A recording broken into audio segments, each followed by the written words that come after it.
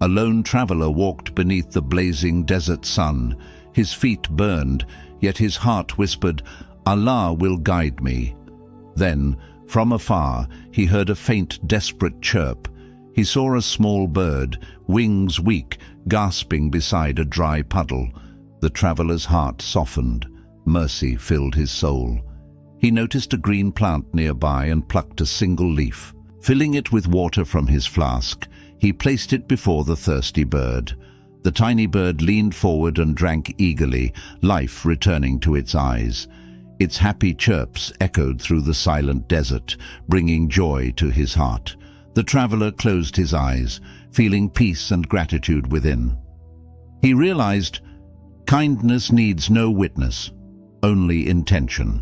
He whispered, "O Allah, bless those who show mercy, even to the smallest of your creation."